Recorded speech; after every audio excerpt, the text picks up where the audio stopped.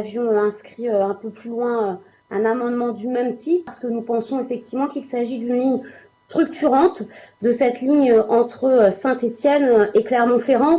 J'aurais envie de dire assez simplement, quand on veut tuer son chien, on l'accuse de la rage. Et c'est un peu ce que la SNCF a fait finalement sur cette ligne, en ne faisant pas régulièrement les travaux nécessaires et en laissant se dégrader, y compris dans le temps de circulation, la fréquentation ferroviaire.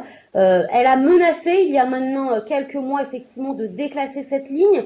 Je vous avais interpellé, Monsieur le Président, avec d'autres, un collectif très important qui regroupe bien évidemment des usagers, tant de la partie ligérienne que du Puy-de-Dôme se sont mobilisés. Un premier rassemblement a eu lieu à l'automne, un deuxième cet hiver à Bouin, qui démontre en tout cas, je crois, l'importance et l'attachement qu'a la population forésienne au maintien et à la réouverture de cette ligne.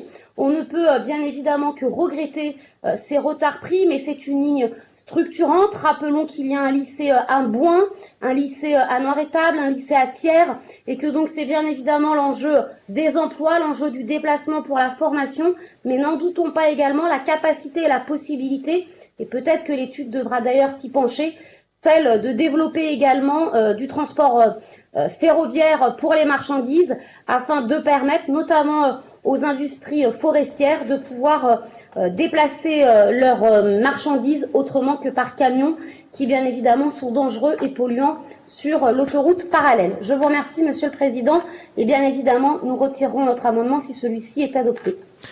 Merci beaucoup, Madame Kuckerman, et merci de votre implication dans le dossier. Juste pour bien qu'on se remette quand même sur la ligne, les enjeux en tête. D'abord, les deux éléments que nous avons obtenus avec Martine, c'est d'abord que la ligne ne soit pas déclassée. Pour nous, c'est très important. Une ligne déclassée, c'est une ligne qui est morte.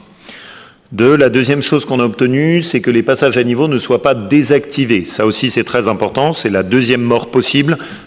Maintenant, et Cécile Kuckerman l'a très bien dit, pour tuer une ligne, c'est pareil que pour tuer son chien, on dit qu'il a la rage. SNCF Réseau fait une étude et puis elle dit ça coûte 50 millions d'euros. Et honnêtement, à 50 millions d'euros, vu le nombre de voyageurs, on est sur une échelle de travaux qui est au-delà du raisonnable.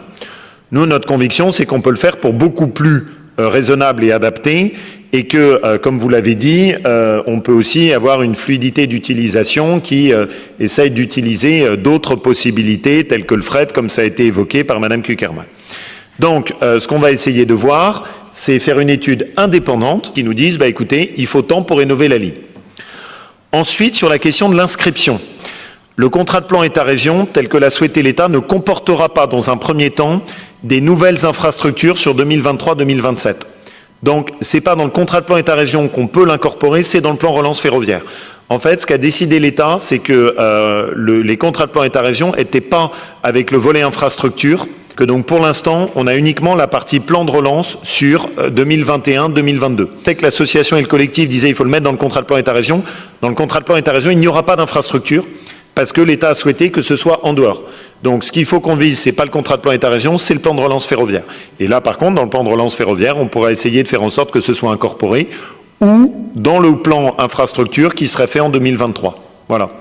Mais n'ayez pas d'inquiétude, j'y veillerai sur la durée.